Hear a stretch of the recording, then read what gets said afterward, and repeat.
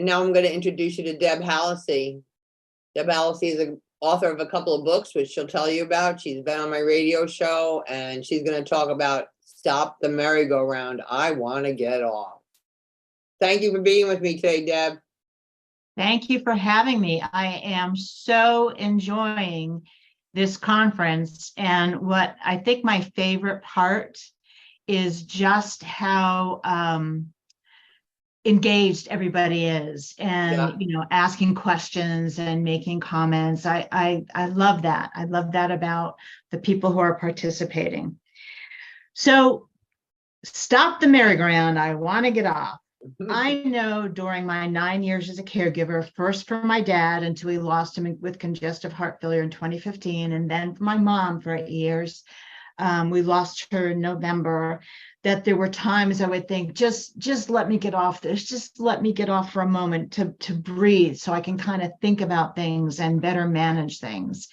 And I think we all know as caregivers that we really don't often have the time to get off the merry-go-round. And if we do, it's because we've been very deliberate about finding ways to make that happen.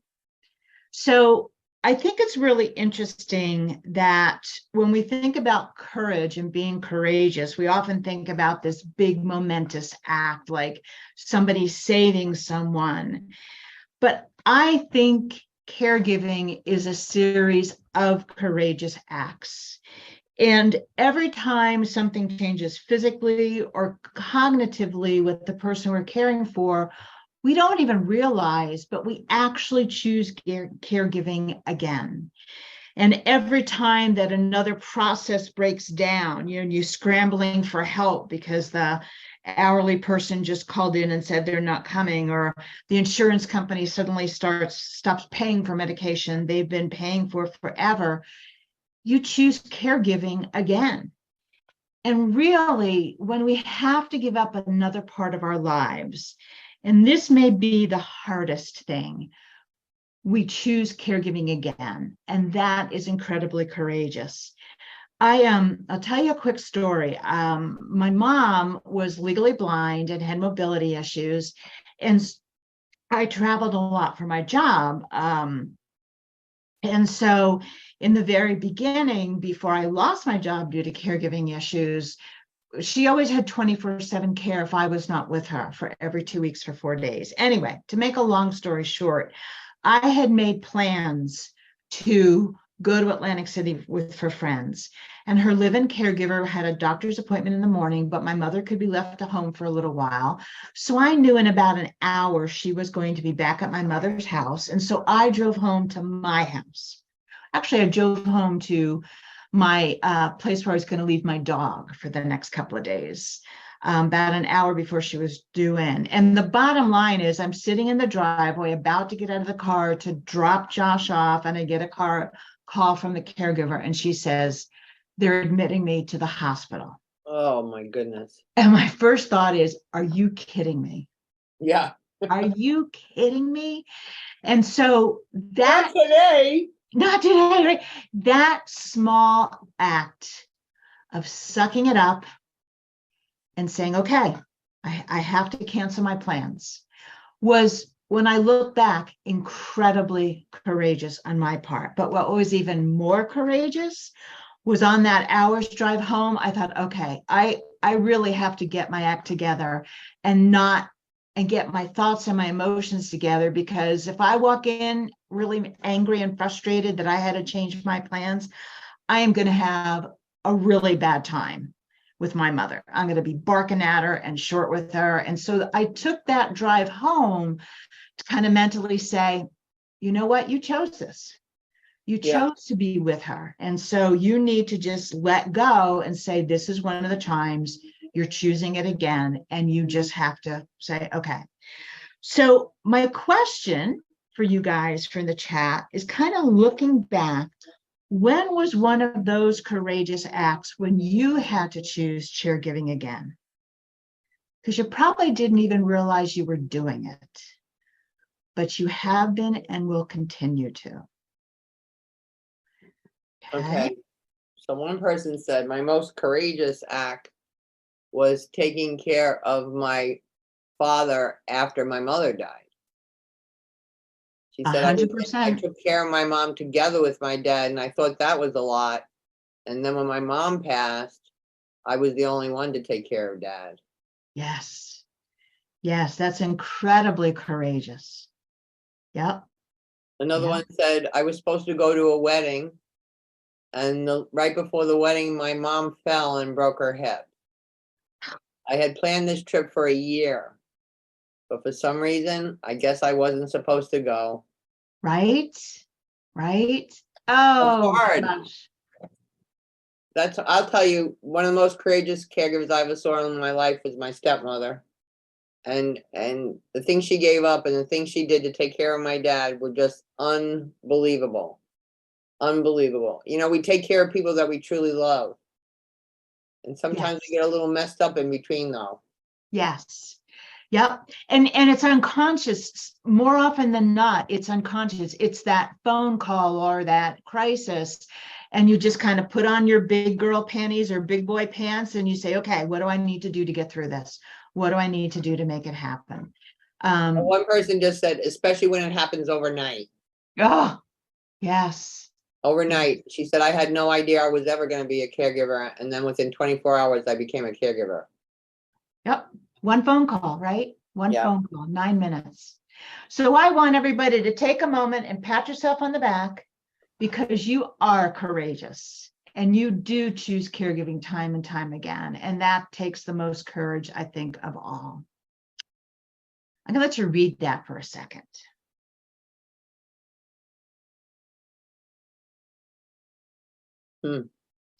I ran across this in an article in Huffington Post written by Anne Branoff.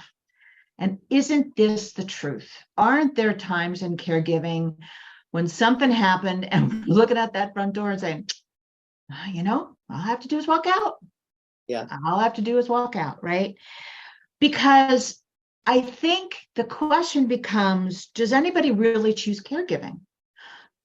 Some people might. I did. I knew as the only daughter, my brother lived 12 hours away, that I was going to need to take care of my parents as they grew older. And so I moved back to New Jersey after being away for a long time as they were in their 60s and I guess late 60s, early 70s. And that was a deliberate act on my part. So I will say I did choose caregiving. Some people choose caregiving because it's in their wedding vows.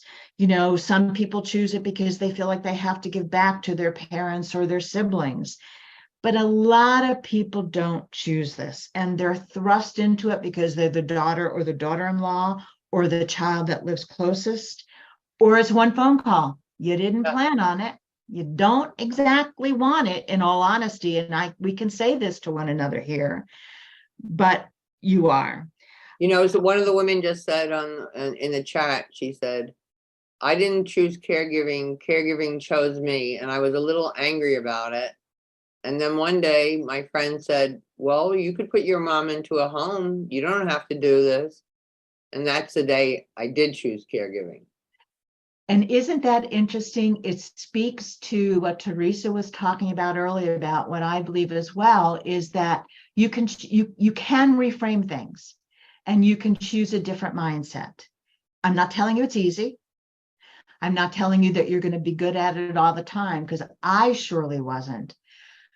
But we do have that option. And that option can seem really, really difficult if the person you are caring for or thrust into caring for is someone you've had a difficult relationship with. The truth of the matter is that every child has a different childhood. I don't care if you're two siblings or 10, you have a very different childhood. And that childhood may make it difficult for you to show up for the person that you wind up caring for. So then the question becomes, if you've had a difficult childhood, I think the question becomes, what inspires your yes? Why did you say yes to caregiving, or why do you continue to say caregiving? I think that recognizing that even through the good days and bad days and tired and feeling like you can't go on, you do show up, and you need to give yourself credit for that. And we don't. We particularly don't give ourselves credit if we feel like the day we showed up, or one of the days we showed up, we were really cranky, or we were really angry, or we were just exhausted and had no patience. But you did show up, and you have to give yourself credit for that. So what inspires your yes? Well, let's be honest, caregiving is hard physically, and caregiving is hard financially. And what inspires your yes is going to be different than what inspires someone else's yes. And I think, it's a little easier if you love the person, not that you're not going to have days, but it's a little easier that when you love the person. It's not so easy maybe if you're the only person available, because like me, you're feeling like, well, it's really going to fall on me, so I need to prepare for that. Okay. Sometimes we choose it because we feel guilty, and that's a big one. And if we feel guilty, sometimes that precipitates us in interacting in a way that isn't always nice. And then we feel guilty about that. Okay. And sometimes we do it because you feel like you have no choice. Well, whether you love the person, you're the only person available, or you feel guilted into doing it, which is sometimes feeling like you have no choice as well. I think it's really important. It was important for me to recognize that when I surrounded myself with emotional support, and how important that emotional support theme is really a theme. It started with Dr. Kate and continued with Teresa, that you can say yes when One you woman have just that said emotional support. One woman said in the chat, everything above was the issue for me. My siblings weren't around, or they were too busy. I was angry, I was depressed, and then I got into a support group. And in the end, I am so grateful that I had that time with my mother. And I'm so grateful you found a support group. I'm so grateful you found a support group, because let's face it, the truth of the matter is we often expect that the support, whether it's physical, emotional, or financial, is going to come from a sibling. We do, right? Yeah. But I'll go back to that idea that every person had a different childhood. And there could be something in that childhood which doesn't allow them to support in the way we think they should. Right. And I go back to that earworm, that song from Frozen. There's actually power in being able to let that go. And your power allows you to whoever wrote in chat, I suspect that your ability to let it go and move on is what allows you to have no regrets for caring for your mom. And she responded most definitely. Yeah, I have no regrets, no regrets. Here's the thing. Caregiving is emotionally hard, right? And what drives me crazy is the whole healthcare system, as far as I'm concerned, has the wrong definition for caregiving.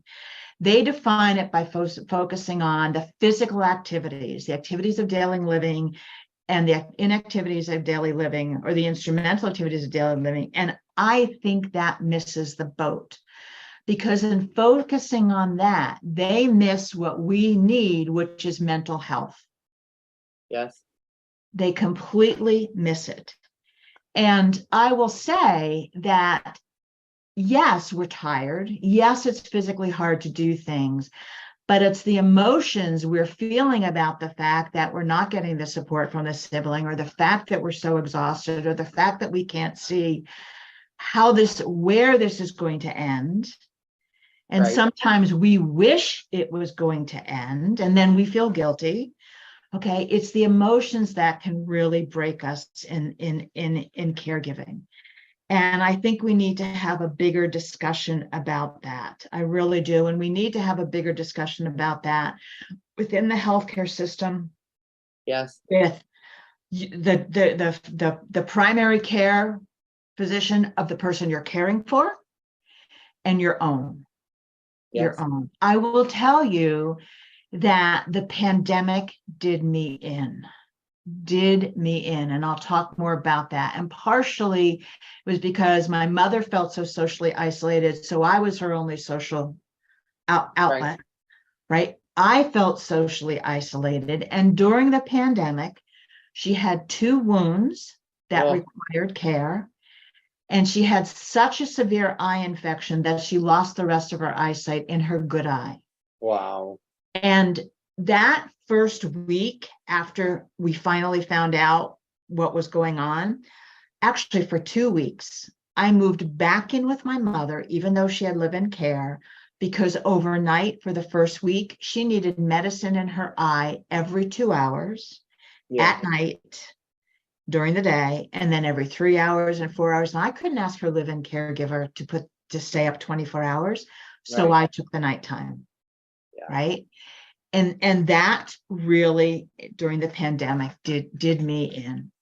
I think the biggest thing we need to recognize, along with asking for help, and to go back to the pandemic for a moment, I realized I needed help, and I went to see my primary care, and I said, I need a low-level antidepressant.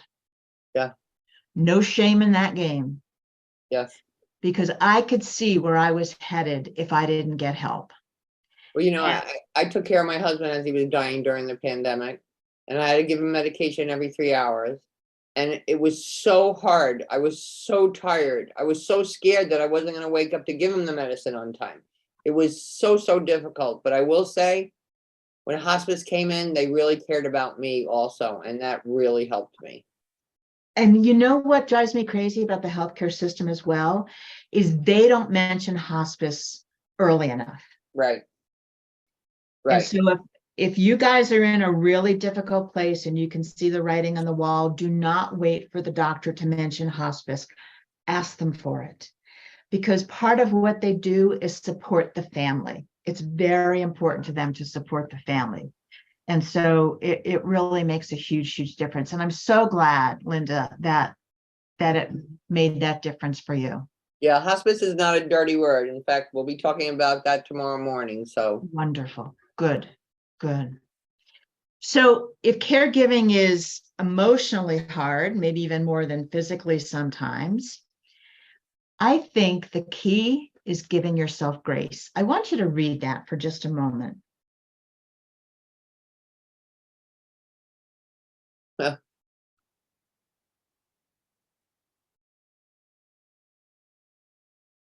That's good. Isn't that wonderful? Yeah, I love Anne. She's fabulous. Yes.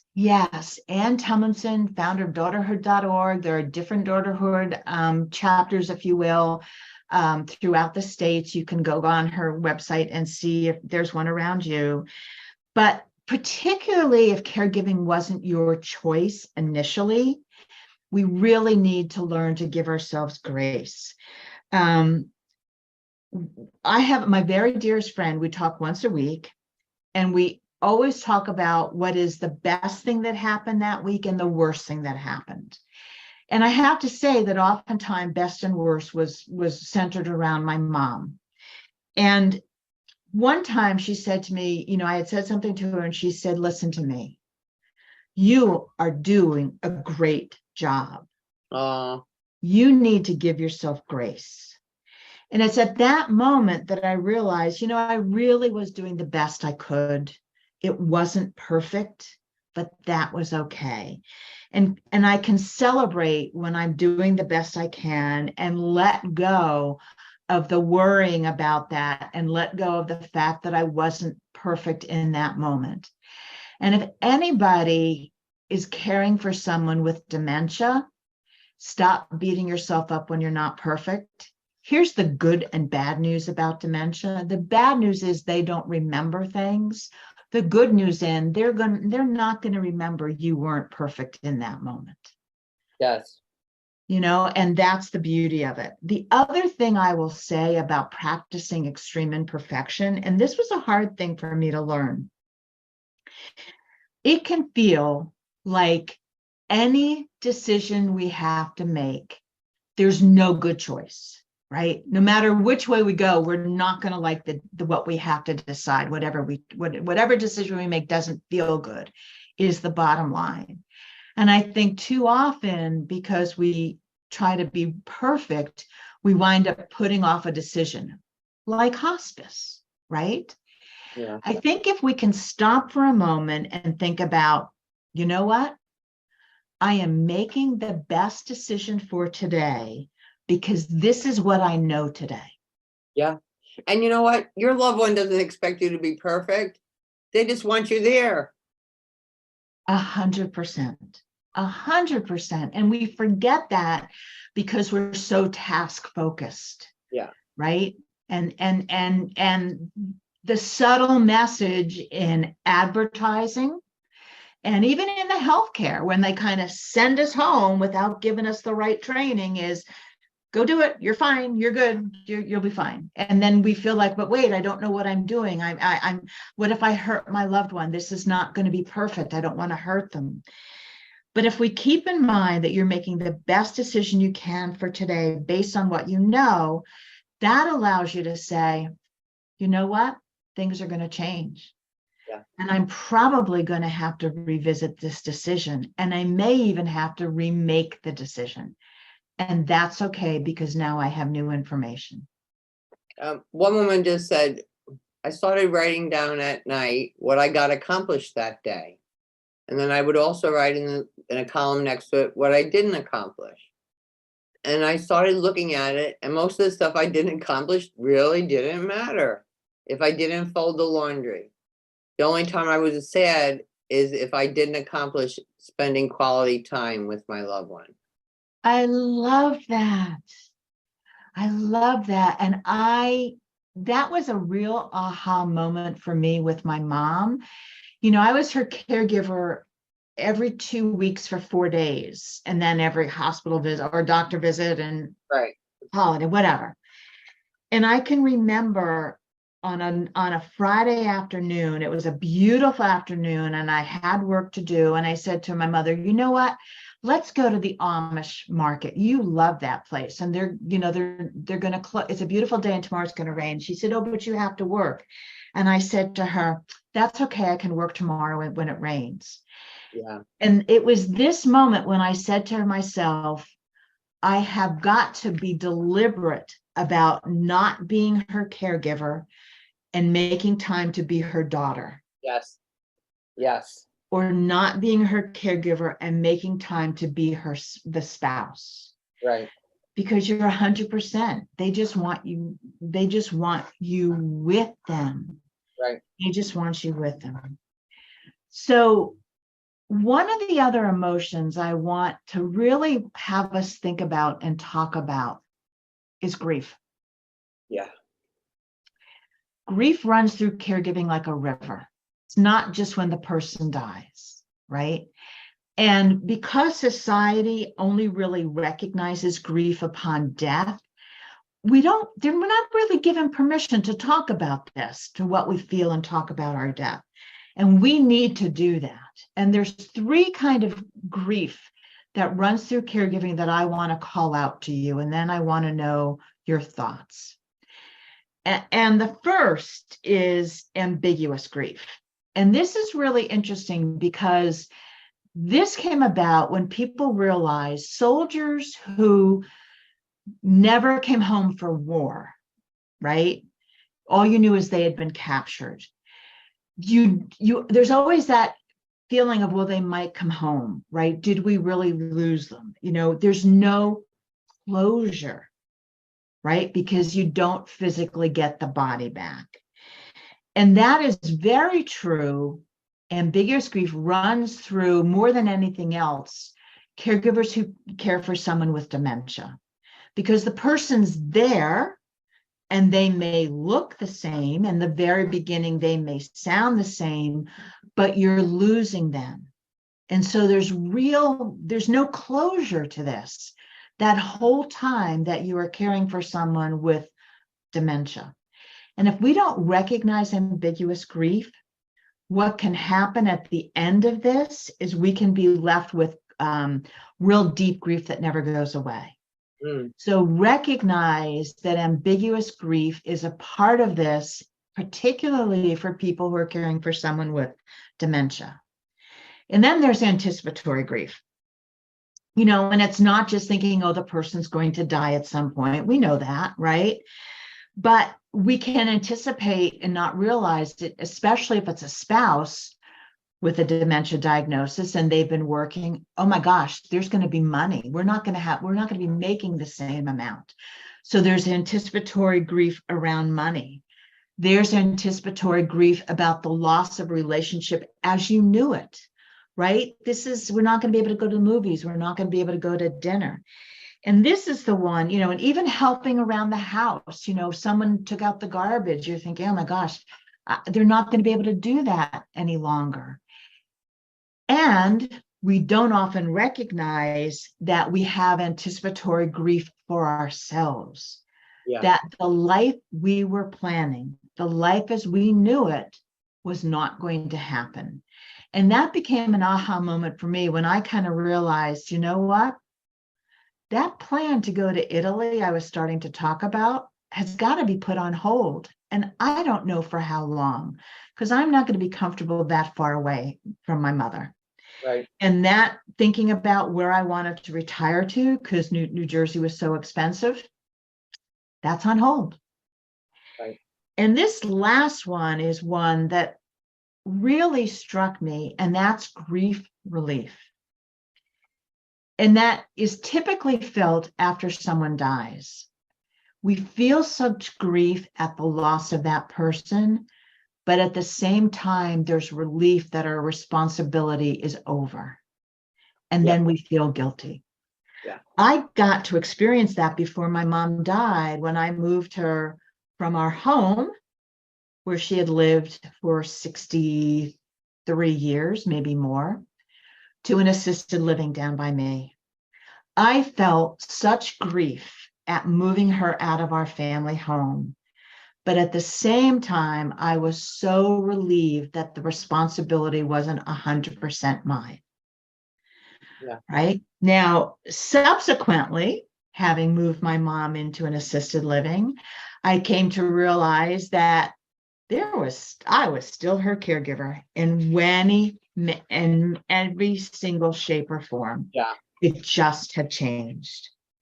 And it's the talking about grief and my emotions with my support system that allowed me to choose caregiving over and over again for 9 years. One of the people in the chat room just said, the biggest grief came to me when my mother could not feed herself. My mother was a big Italian cook, and now she couldn't feed herself. She said it took me weeks to get over it, but I finally did and realized even though I was feeding Mom, I was loving her. Yes, I can really relate to that because my mom was Italian, and I was her sous chef growing up, and we did the big family dinners. And when she could no longer do that, and I had to really help her with it, there was grief in that. Yeah. So anybody else recognize themselves in either ambiguous or anticipatory or an event that kind of kicked off that feeling of grief? Let's see. Someone just said, I suppose I was courageous this morning when I thought I had a full day to get work done, but Mom needed to go to the doctor. Can't say I willingly chose the diversion thought. That was a courageous act. And where the courage comes in a lot of times is doing it and sucking up the fact that we aren't really happy about it. Yeah. That's not easy to do. Another person said, I remember coming to one of your support groups one day, Linda, and you said to me, do you realize you're grieving? That changed everything for me that day, because once I realized that, I could handle it much better.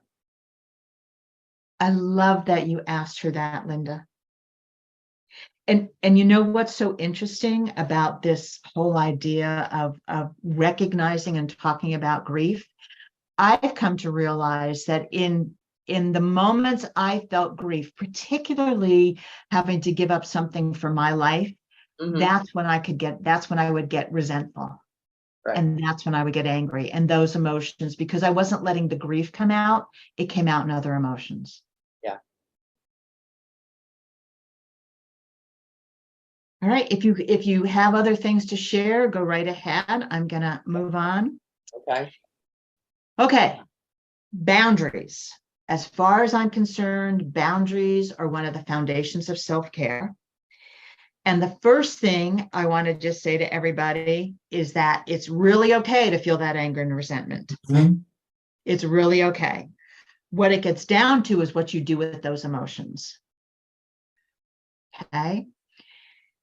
And I will also say that if you are feeling anger or resentment, frustration, then I would say that these are emotions where you are often might need to set a boundary, right? They come out then. And I think the most interesting things about boundaries is that, truthfully, you think often, oh, I don't want to set a boundary because it's going to hurt the relationship. But I found setting boundaries actually preserved it, and in some cases mended relationships. And I will say mend because my mom and I struggled when I was growing up. And when my dad was in the hospital in the first time in 2014, and I was moved back in with her to be her caregiver because he was her caregiver, I can remember lying in bed at night and thinking, where do I start?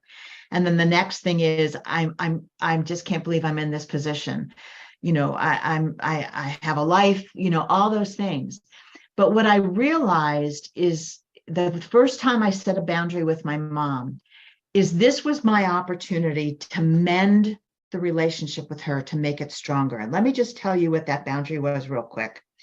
My mother and father had a huge laundry list of things my dad did for my mom before they went to bed, right? He would put her eye drops in, take her blood sugar, carry the toothbrush and toothpaste from the bedroom to the kitchen so she could sit down and brush her teeth. He'd go in the bedroom, he'd close the blinds, turn the bed down, bring in water, put out her clothes.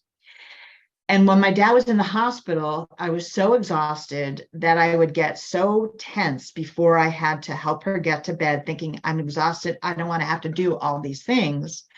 That was when I realized, wait a minute, this is my dad's way of caring for my mom.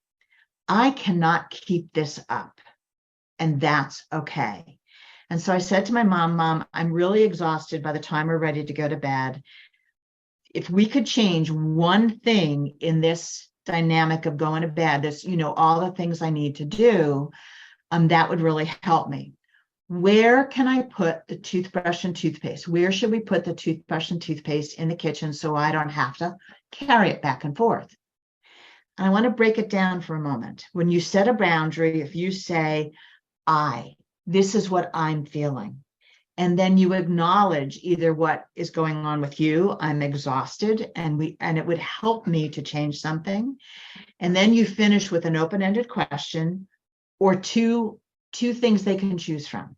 Because if I had said to my mom, what do you think? Is that okay? She'd have said no, right? I mean, this is the way my dad cared for her. This is what she was used to. But by saying, where can we put it? We negotiated. And we wound up putting it in a drawer, and she would go get it, and I would go in the bedroom and do all those things. And it was the start of really forging a team and mending that relationship. The other thing I learned in setting boundaries is it's okay to set people aside, even if it's a family member. I had to do that with some friends, right? I had to say, you know, not in so many words, but by simply not calling or not making plans with them a lot. If somebody is not supportive of me as a caregiver, I don't need them in my life right now. And I can put them aside with the intent of picking them up later. But if we don't, that's okay as well. Okay, it really, really is. I have to preserve, and you have to preserve, your own mental and physical and spiritual health. And boundaries is one way of doing that. Debbie, I got a bunch of comments here I want to address. Perfect. One woman said, as far as setting boundaries, she said, before my mother was really ill, she was home by herself each day. When I got home from work, she was on me the minute I walked in the door. I didn't even have an opportunity to go to the bathroom. Finally, we decided that the best way to handle it was, when I walked in the door, I set a timer for 10 minutes, and Mom had 10 minutes to see whatever we have to do. When that was over, I then set the timer for 20 minutes, and that was my 20 minutes to do what I needed to do. I can't tell you how it changed everything. Beautiful. Yeah. I love that. Good idea. Another person said, as a dementia caregiver, I didn't feel ambiguous grief since there was no hope or cure or reversal of the brain loss. I suffered greatly from anticipatory grief and sought counseling for dealing with such. Amazingly, I didn't have grief relief from my wife's passing, but even greater grief from her passing. Amazingly, I didn't have grief relief from my wife's passing, but even greater grief from her passing. Yeah, everybody's different. Yeah. Everybody's different. Somebody else said, when I dropped my mom off at her first day at memory care and she asked if I was coming back to get her, she and I are like oil and water. Memory care was necessary.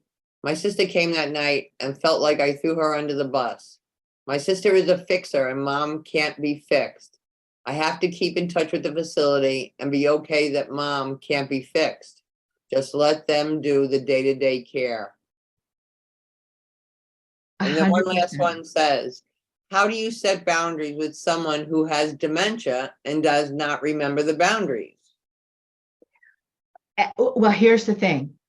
After the mild stage, and most people get diagnosed after the mild stage, you cannot set a boundary with somebody who has dementia. However, you must set boundaries with everybody else in your life, even if it's a child of that person or a spouse or whatever, because here's the thing. Somebody with a dementia needs calm and routine and routine and routine.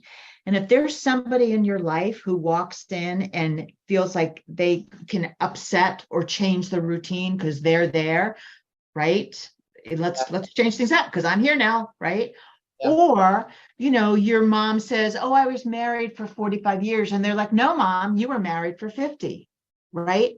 That's a person you have got to set a boundary with, because if you don't, you are going to be dealing with the consequences of them coming in and upending that calm routine for hours. Yeah. For hours. Especially if they have no education about Alzheimer's or dementia. Or they're in denial. Yeah. Mom doesn't have it. She's just getting old. She's just fine. Yeah, she's fine. Yeah. Yeah. Because we have to remember, Mom can fake it at times. Absolutely. And I think it really is so interesting. It goes back often to the relationship, right? Like, if you think about it, is that person who's saying mom's okay, did they have a good relationship with their mother, or did they? Was it different than yours? Because maybe part of it is feeling like, oh my God, they can't be different because, guilt. Right. Right. Something to think about. Something to think about. And, even the person like that, someone mentioned their sister who thought she got thrown under the bus. Again, it gets back to, you had a very different relationship or childhood than they did. What maybe they were the person who was the peacemaker, yeah, right? Or always had to be the one that fixed things. If they always had to be the one that fixed things, they're going to carry this through. And you can just say, nope, here's the boundary. Yeah. I'm not going to fix this because I can't. And so this is what we need to do for Mom. Yeah. All right. And this really speaks to insights are required for our yes. When you think to yourself, I can't do it anymore, take that step back and say, what happened in our family of origin that maybe I can change in my head, right? If you were the youngest girl, the youngest daughter, and it was expected of you, you may not be able to, you may not feel like you can set a boundary, but you really need to. I will say that for me, I have to, and we've talked about this, Linda, I have to think sometimes, is this my inner 8-year-old, right? Like, something can happen and I can have a knee-jerk reaction, and it's really left over from being an 8-year-old when I was so frustrated that my mother asked me to do everything in the house. My brother got to sit there. Right. right? If I can recognize where that's coming from, I can change it or modify it. Gender is huge. You know, we expect the daughter or the daughter-in-law to do it. And as the daughter, we oftentimes keep that role, right? One of the biggest frustrations people I work with talk about is, but I'm the daughter-in-law. It's her son. Why isn't he doing it? Maybe there's a boundary that needs to be set. And birth order, right? Truly, birth order does, you know, the person who comes in and says, okay, we're going to do this, and upends everything. Are they the oldest who are used to taking charge because they had to care for the younger siblings, right? When you start to recognize that insight, you can maybe say, you know what, Kevin, who's my older brother, I know, you know, you're used to fixing things for me, and I love that about you, but I'm going to ask you to take a step back. I need you to not fix this. I need you to do this for me, or I need you to do this for mom. Because people can't read our minds. No. They can't know. You have No. got, people are not mind readers. You have Right. got to tell them. Absolutely got to tell them. And once you gain insight into where maybe things are coming from, you know, you can change things, right? You know, I always say, if you can't name them, which allows you to claim them, you can't change them. Right? Name them, claim them, and then change them is where it gets down to. And remember, nothing lasts forever. It may feel like it, but boy, it doesn't. I think the other thing we need to realize is when we say that yes, right, that change doesn't always have to be all or nothing. That incremental changes, especially when you're thinking, I can't do this anymore, will really be incredibly helpful and lighten your load. So, you know, can you change the structure of your day? Can you shower at night instead of in the morning, or the person you're caring for, can they shower in the afternoon instead of the morning? I think when you're caring for someone with dementia, the key is to understand how they lived their life when they were younger. Right? Like, I talk to people and they're like, you know, my mother won't shower, right? Or she'll only shower once a week. Right. Well, you know that, you know, mom grew up at a time where you only took a bath before Sunday, before Right. church on Sunday, then you understand why you're getting this pushback. And then maybe you can make an incremental change to get her to bathe more often or whatever. But understand that you can change the structure in your day. And you've got to. One woman told me, she goes, my mother wouldn't bathe. My mother wouldn't bathe. She goes, finally one day I remembered, my mother used to bathe before she went to bed, not when she got up in the morning. And when we changed that, she bathed. See, right? Yep. That's why it's so important to understand how they lived their life. I love you had that aha moment and took away that stressor. That small incremental change probably made your life so much easier, right? My mom's too. Yes, and her mom's too. She wasn't feeling pressured and stressed Right. and thinking, why am I doing this now, right? Change the plan. We all have a care plan, but maybe, you know, that care plan for getting to the doctors can be changed up in some way, or making the meals. You know, if you have a person who upsets the apple cart coming in to your structure of your day, maybe the way they help for you is by making a bunch of meals on Sunday and freezing it and then giving it to you. So when you come home from work, you don't have to do it. You know, either change whatever care plan you have. Even one thing of that is really, really helpful. I will say, right, that one of the things we need to be careful of is our own self-talk. And this is what I mean by it. I could have an argument in my head with my mother, assigning her responses, and get more and more angry as I had that conversation with my mother in my head. And guess what? My mother probably was never going to say what I was thinking she was going to say. And in assigning that response to her and getting more and more angry, I would just bark at her. And she's like, what the hell? I didn't say anything, right? So I think we need to be really careful sometimes of thinking about things too much, having an argument in our head, assigning people what the response is going to be, that kind of self-talk. For some reason, at one point, a light bulb in my head. And when I find myself doing that, and it's not just with my mother, sometimes it's work and sometimes it's friends, right? What I try and remember to say to myself, this person, this event is taking up too much real estate in my head, and I need to let it go. This person, this event is taking up too much real estate in my head, and I need to let it go. And that's a trigger for me. And then I can start to break that crazy self-talk, that crazy, argument I'm having in my head. And someone just said, and don't do any self-talk in the middle of the night because it's relentless. Yes. Oh my God. And then right. You get so angry, you can't fall asleep. Right. Yeah, I have to tell you this. I have a little plaque sitting by my bed that says, before you go to bed at night, give all your troubles to God. He's going to be up all night anyway. Yeah. And I think truly, if you're doing that self-talk at night, we talked about journaling before. Write down whatever the argument is, write down whatever the event or the person is, write down and just put it away.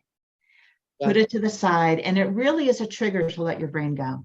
And I think you need to think of what your responsibility is in this. I have a little sign on my bathroom mirror that says, you're looking at the person responsible for your happiness today.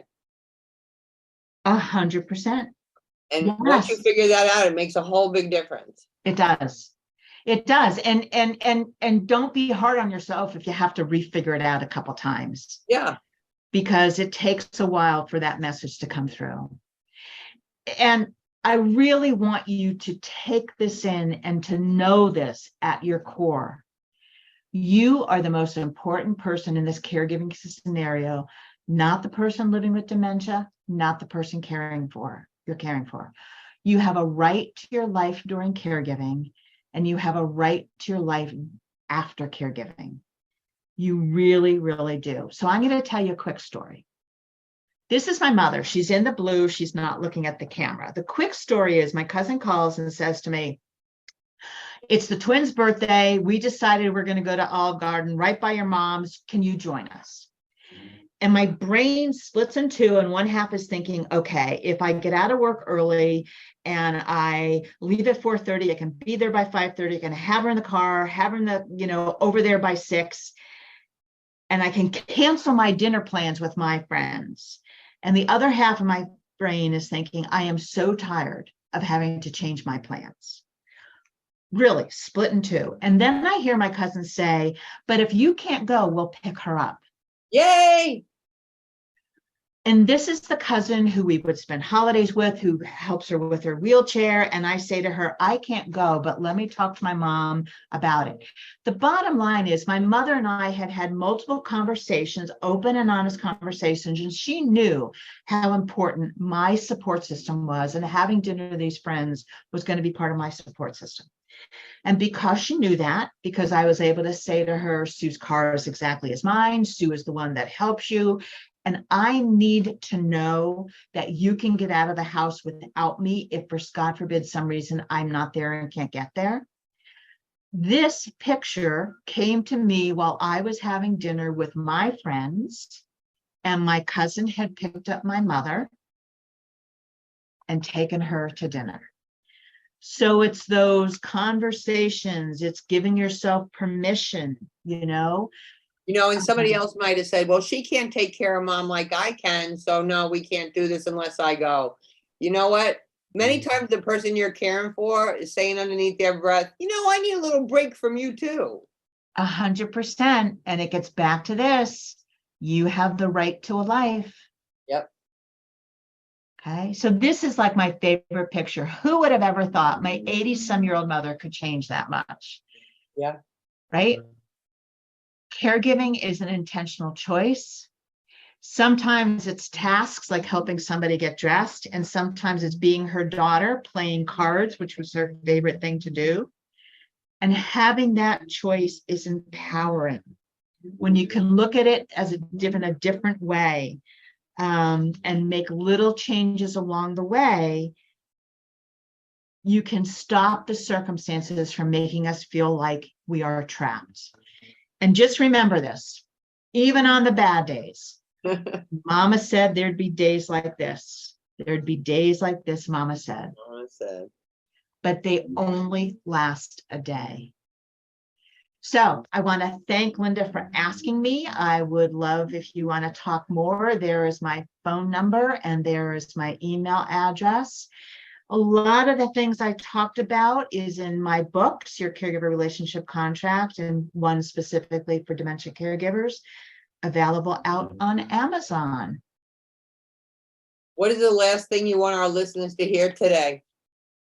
I want our listeners to know that you are courageous and you need to give yourself credit for that, and you need to give yourself grace. Yeah. Thank you so much for being with us today. I really appreciate you. We'll talk soon. Yes, thank you for having me. Take care, everybody. Thanks. Have a delicious day. You too. Wow. It just keeps on and keeps on and keeps on. I'm exhausted just learning all this stuff. But I hope you're all happy with it too.